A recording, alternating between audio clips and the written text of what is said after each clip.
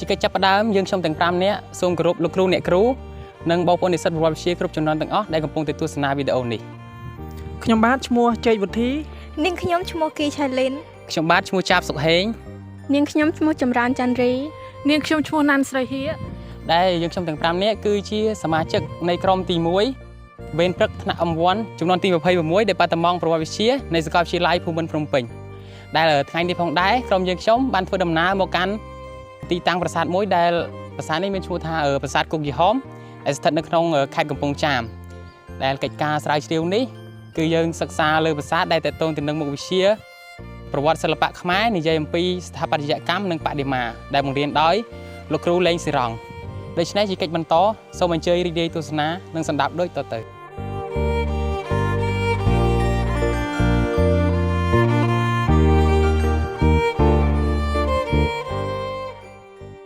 ប្រាសាទគុកយេហោមគឺជាប្រាសាទបុរាណដែលមានអាយុកាលដ៏ចំណាស់មួយដែលមានទីតាំងស្ថិតនៅភូមិជ្រេះឃុំព្រៃឈរស្រុកព្រៃឈរខេត្តកំពង់ចាមប្រាសាទនេះមានចម្ងាយប្រមាណ90គីឡូម៉ែត្រពីរាជធានីភ្នំពេញនិងមានចម្ងាយ36គីឡូម៉ែត្រពីក្រុងកំពង់ចាម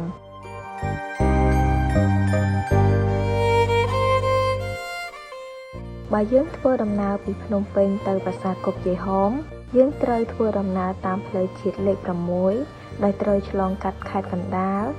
មុននឹងទៅដល់ខេត្តកំពង់ចាម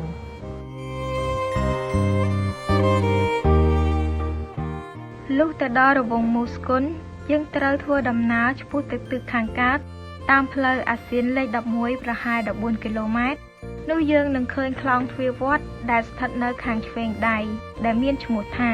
វត្តសុវណ្ណពិជ័យរស្មីសង្កែដែលយើងត្រូវបត់ចូលតាមច្រកនៃខ្លោងទ្វារឆ្ពោះទៅទិសខាងជើងបន្តមានចម្ងាយ4គីឡូម៉ែត្រនោះយើងនឹងឃើញផ្លូវតូចមួយនៅខាងស្ដាំដៃដែលនោះជាផ្លូវចូលប្រាសាទដែលស្ថិតនៅខាងក្នុង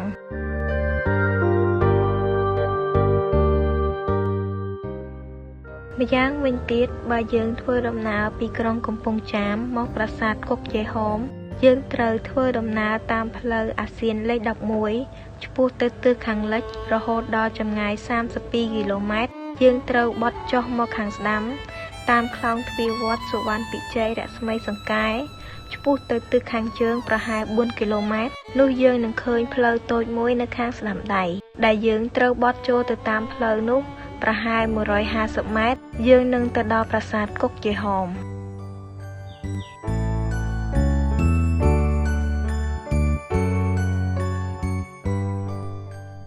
ប្រាសាទគុកយេហោមមានប្រវត្តិជារឿងព្រេងនិទាននិងប្រវត្តិពិតទាក់ទងនឹងការកសាងប្រាសាទរឿងព្រេងនិទាននោះគឺគ្រាន់តែជាការនិយាយតៗគ្នាពីដូនចាស់ម្នាក់ឈ្មោះថាយីហោមដែលបានបូជាជីវិតដើម្បីការពារថែរក្សាទ្រព្យសម្បត្តិនៅក្នុងប្រាសាទនេះនៅសម័យសង្គ្រាម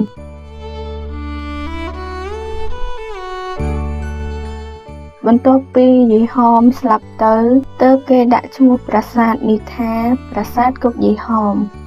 ហើយក្នុងនោះដែរប្រាសាទគុកយីហោមកសាងដោយបុព្វបុរសខ្មែរសម័យមុនអង្គរដែលជាប្រាសាទឥដ្ឋប្រហែលនៅសតវត្សទី7និងសតវត្សទី8ប៉ុន្តែក្រោយមកសំណង់ស្ថាបត្យកម្មនៅទីនោះគឺមានការខូចខាតទើបនៅសម័យអង្គរព្រះមហាក្សត្រខ្មែរបានស្ថាបនាសំណង់ប្រាសាទថ្មីមួយនៅទីនោះប៉ុន្តែមិនសាងសង់នៅលើប្រាសាទចាស់នោះទេគឺគ្រាន់តែស្ថិតនៅក្នុងបរិវេណនៃប្រាសាទនោះតែប៉ុណ្ណោះ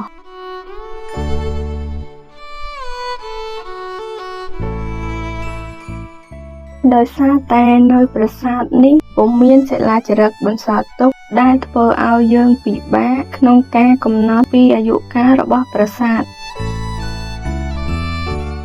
តែបើយើងក្រឡេកមកមើលផ្ដែវិញម្ដងគឺអាចសន្និដ្ឋានបានថាប្រាសាទគុកយីហោមគឺស្ថិតនៅក្នុងរចនាបថបាយ័នដែលស្ថិតនៅចុងសតវត្សទី12និងដើមសតវត្សទី13នៅក្នុងរាជ្យព្រះបាទជ័យវរ្ម័នទី7ហើយប្រាសាទនេះប្រហែលជាអារុក្ខសាលាដែលជាមន្ទីរពេទ្យនាសម័យនោះ ។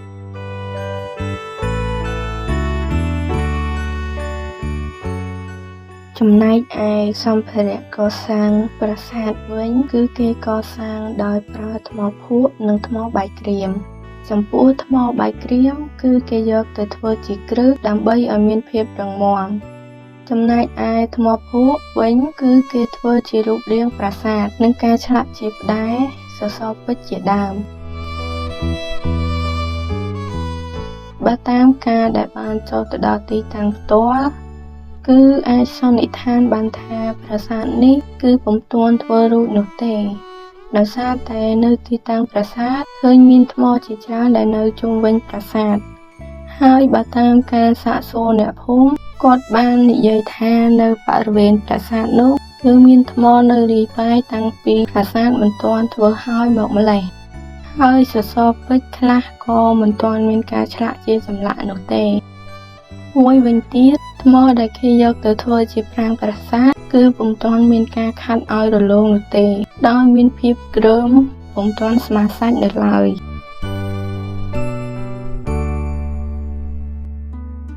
ប្រាសាទគុកយីហោមគឺជាប្រាសាទបុរាណមួយដែលស្ថិតនៅក្នុងប្លង់ទី1ពោលគឺការយកប្រាសាទកណ្ដាលជាមេហើយជាក់ស្ដែងបើយើងមើលទៅតាមប្លង់នេះយើងអាចមើលឃើញថា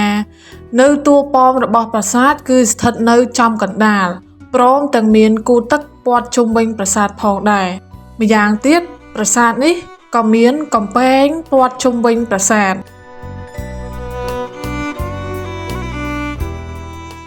ហើយបើយើងមើលឲ្យកាន់តែច្បាស់ជាងនេះទៅទៀតយើងឃើញថានៅពីមុខប្រាសាទគឺមានបារាយទឹក2ហើយក៏មានគូទឹកធំមួយទៀតដែលព័ទ្ធជុំវិញប្រាសាទហើយនៅពីមុខគូទឹកដ៏ធំនេះមានបារាយមួយទៀតដែលគេឲ្យឈ្មោះថាទន្លេអ៊ុំ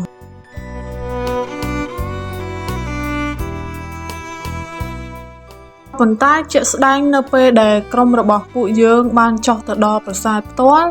ឃើញថាប្រាសាទនេះបានបាក់ធ្លាក់ចុះមកក្រោមព្រមទាំងមានថ្មរាយប៉ាយជាច្រើននៅជុំវិញប្រាសាទនេះបើតាមការលើកឡើងរបស់អ្នកភូមិបានបញ្ជាក់ថា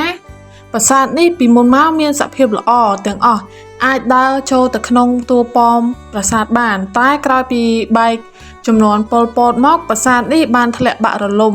គាត់បានបន្ថែមថាមូលហេតុអាចបណ្ដាលមកពីគ្រោះធម្មជាតិនិងមួយទៀតមកពីការជីកកកែរកកំណប់នៅទីនោះទើបបណ្ដាលឲ្យមានថ្មបាក់សង្កត់ចុះមកចំណែកឯគូទឹកដែលព័ទ្ធជុំវិញប្រាសាទនៅពេលបច្ចុប្បន្ននេះបានក្លាយទៅជាវាលស្រែសម្រាប់ប្រជាកសិករធ្វើស្រែបាត់ទៅហើយប៉ុន្តែវានៅសល់រូបរាងដែលអាចឲ្យយើងដឹងថាវាគឺជាគូទឹកនៅពេលអតីតកាលដោយឡែក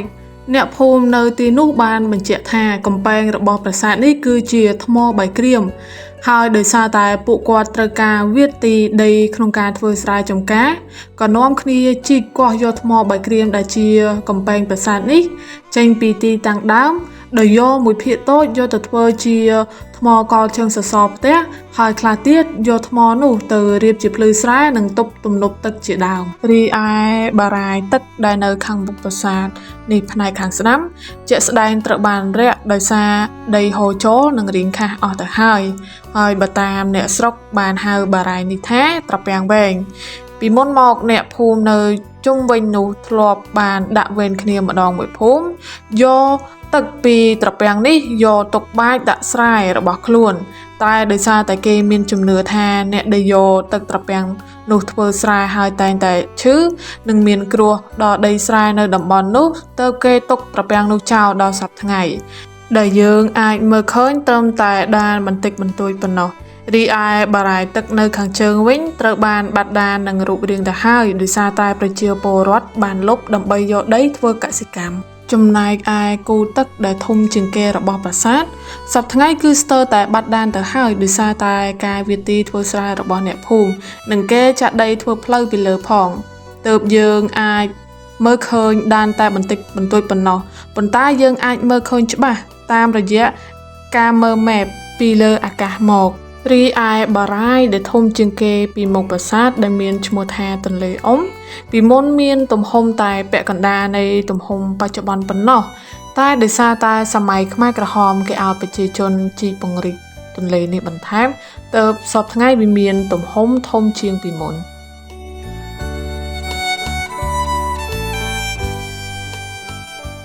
ប្រាសាទគុកយីហោមគឺជាប្រាសាទដែលមានប្រាង្គតែមួយគត់ហើយមានទ្វារដែលបែរទៅរកទិសធំៗទាំង4និងអាចចេញចូលបាន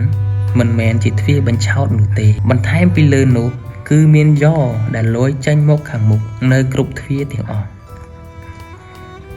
នៅតាមច្រកនីមួយៗគឺមានផ្តែរចំនួន2ដែលមួយស្ថិតនៅលើស៊ុមទ្វារនៃយ៉រខាងក្រៅចំណែកឯមួយទៀតគឺស្ថិតនៅលើស៊ុមទ្វារនៃច្រកខាងក្នុងដូច្នេះបើយើងសរុបផ្តែរនៃច្រកទ្វារទាំងអស់គឺមានចំនួន8ផ្តែរប៉ុន្តែសពថ្ងៃនេះ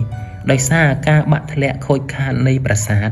ផ្តែរដែលនៅពេញរូបរាងគឺមានចំនួនតែ5ប៉ុណ្ណោះចំណែកផ្តែរដែលនៅលើស៊ុមទ្វារនៃយ៉រភាគខាងត្បូងនៃប្រាសាទគឺយើងឃើញនៅសល់តែពាក់កណ្ដាលប៉ុណ្ណោះចំណែកឯពាក់កណ្ដាលទៀតបានធ្លាក់បាត់ពីទីតាំងដើមបាត់ទៅហើយគួរបញ្ជាក់ផងដែរថាផ្តែរដែលស្ថិតនៅក្នុងប្រាសាទគុកយីហោមនេះគឺស្ថិតនៅក្នុងរចនាបថបាយ័នទាំងអស់ដូច្នេះជាបន្តយើងទៅលម្អិតអំពីផ្តែរនៅតាមច្រកនីមួយៗដូចតទៅ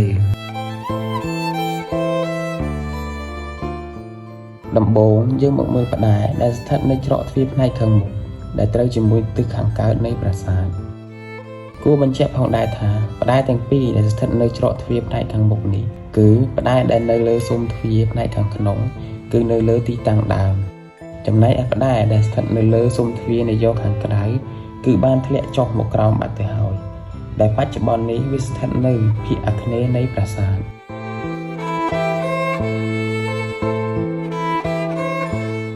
ទោះបីជាធ្លាក់មកក្រោមក៏ពិតមែនប៉ុន្តែសភាពផ្តែរគឺមិនមានការបែកបាក់ចម្លាក់នោះទេគឺក្បាច់លម្អនៅល្អច្រើន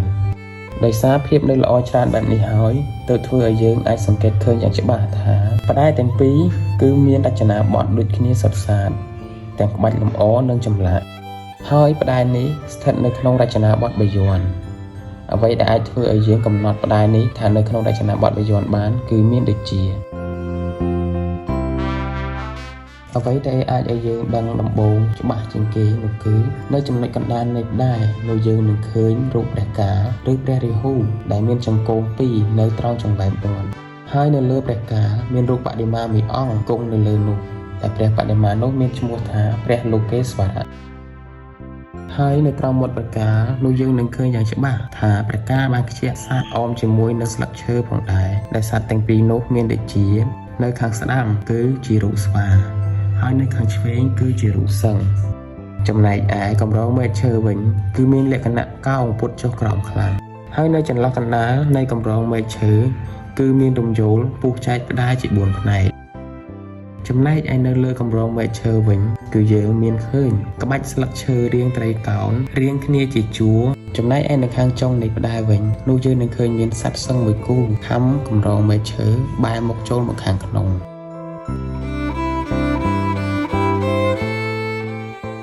ឥឡូវនេះយើងមកមើលអំពីផ្តែរដែលស្ថិតនៅលើស៊ុមទ្វារនៃច្រកខាងជើងវិញម្ដងគួរបញ្ជាក់ផងដែរថាផ្តែរដែលនៅច្រកផ្នែកខាងជើងនេះផ្តែរដែលនៅខាងក្នុងគឺនៅទីតាំងដើមនៅឡើយចំណែកឯផ្តែរដែលស្ថិតនៅលើស៊ុំទ្វារនៃយ៉រខាងក្រៅ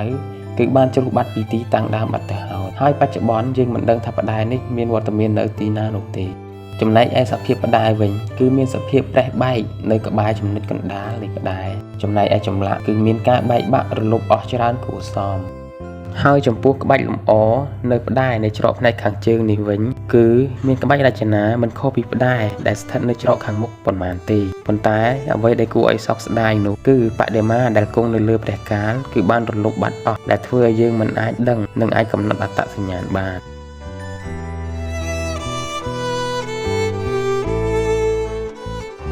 ផ្តែរដែលស្ថិតនៅផ្នែកខាងក្រោយនៃប្រាសាទក៏មានលក្ខណៈមិនខុសគ្នាពីផ្តែរដែលស្ថិតនៅច្រកខាងជើងប៉ុន្មានដែរគឺផ្តែរដែលស្ថិតនៅលើស៊ុំទ្វារនៃយ៉រផ្នែកខាងក្រៅបានជ្រុះបាត់ពីទីតាំងដើមបាត់ទៅហើយ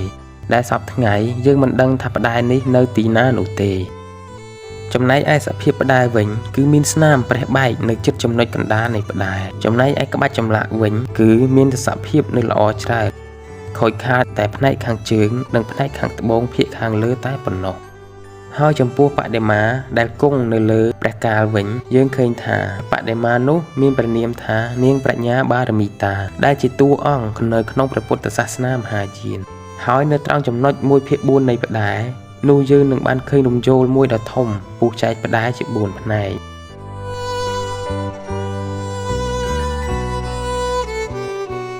ច្រកផ្នែកខាងត្បូងយើងឃើញថាផ្តែរដែលស្ថិតនៅលើស៊ុមទ្វារនៃច្រកខាងក្នុង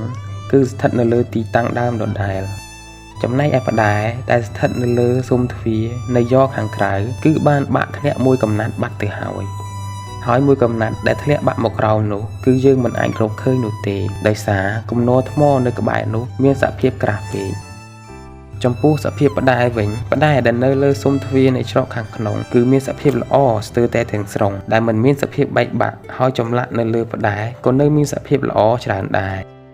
ហើយបដិមាដែលគង់នៅលើព្រះកាលគឺជារូបព្រះពុទ្ធគង់នៅលើផ្កាឈូកចំពោះក្បាច់លម្អផ្សេងគឺមានលក្ខណៈមិនខុសគ្នាពីច្រកផ្នែកខាងមុខនោះទេដែលមកបានខ្ជាក់សត្វពីរចេញអមជាមួយនឹងកម្រងមែកឈើដែលមានសភាពកោងចុះក្រោមខ្លាំងហើយនៅខាងចុងនៃផ្តែរនោះយើងនឹងឃើញសត្វសឹងពីរខាងខ្ជាក់កម្រងមាលាបែរមុខចូលមកខាងក្នុងនៃផ្តែរ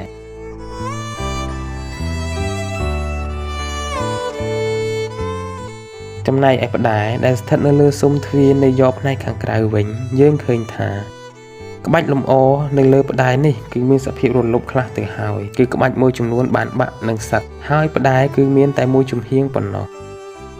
អ្វីដែលយើងអាចមើលឃើញនោះគឺមានរំយោលខណ្ឌនៅត្រង់1/4នៃផ្តែរហើយបដិមាដែលគង់នៅលើព្រះកាលអាចជារូបព្រះពុទ្ធគង់នៅលើផ្កាឈូក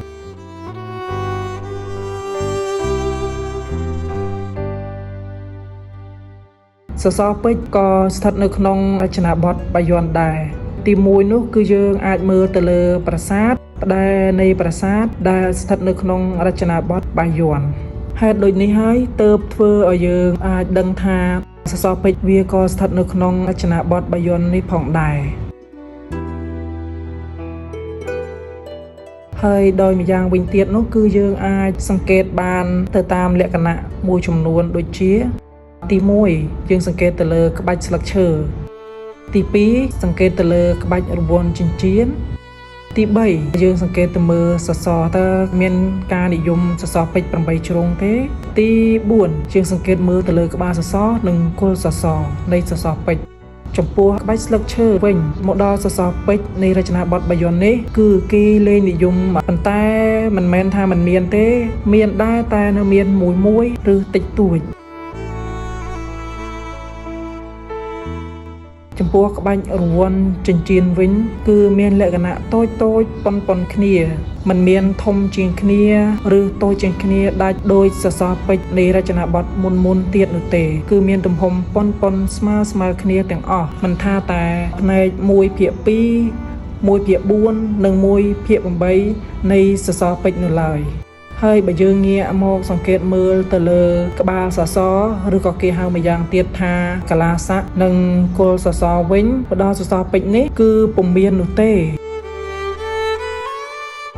ជាបន្តយើងក៏លេខមកមើលបដិមាវិញម្ដងបើតាមចាស់ដែលរស់នៅក្បែរទីនោះបានឲ្យដឹងថាកាលពីដំបូងឡើយបដិមាមួយអង្គនេះមានទីតាំងស្ថិតនៅមុខផ្លូវចូលនៃប្រាសាទឯណោះទេហើយបដិមានៅឈរនៅមានសន្តានល្អពុំមានការខូចខាតឬក៏បាក់បែកនៅផ្នែកណាមួយឡើយប៉ុន្តែពេលដែលបដិមាបានដួលទៅគេក៏បានយកបដិមាមួយអង្គនេះមកដាក់ផ្ដេកនៅចំពីមុខប្រាសាទតែម្ដងប៉ុន្តែបដិមាមានសន្តានមិនដូចដើមឡើយតាមរយៈបដិមាមួយអង្គនេះយើងក៏អាចសង្កេតនិងដឹងផងដែរថាជាបដិមាមួយដែលស្ថិតនៅក្នុងរចនាបថបាយ័ននៅក្នុងចំណោមបដិមាជាច្រើន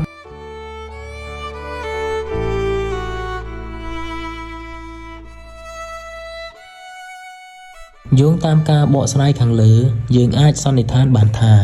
ប្រាសាទគុកជីហោមត្រូវបានកសាងចំនួន2លើកគឺលើកទី1គឺជាប្រាសាទឥដ្ឋហើយលើកទី2គឺជាប្រាសាទដែលកសាងអំពីថ្មភក់ដែលមានគ្រឹះជាថ្មបាយក្រៀម ប្រាសាទនេះស្ថិតនៅក្នុងរចនាបថបាយ័ននៅកំឡុងចុងសតវត្សទី12និងដើមសតវត្សទី13ក្នុងរាជ្យព្រះបាទជ័យវរ្ម័នទី7នេះបើយោងតាមការសិក្សាទៅលើផ្តែរសសរពេជ្រនិងបដិមាព្រោះប្រាសាទនេះពុំមានសិលាចារឹកឡើយអ្វីដែលគួរឲ្យកត់សម្គាល់នោះយើងឃើញថាប្រាសាទនេះប្រហែលជាពុំទាន់កសាងរួចរាល់នោះទេហើយនាពេលបច្ចុប្បន្ននេះប្រាសាទក៏មានការខូចខាតរូបរាងដើមដោយសារការបាក់ធ្លាក់ថ្មនៃប្រាសាទខ្លះៗទៅហើយជាចុងក្រោយពីក្រុមយើងខ្ញុំសូមអំពាវនាវដល់មិត្តនិស្សិតនិងបងប្អូនជនរួមជាតិទាំងអស់សូមអញ្ជើញទៅទស្សនាកម្សាន្តនៅប្រាសាទគុកយីហោមឲ្យបានច្រើនកកក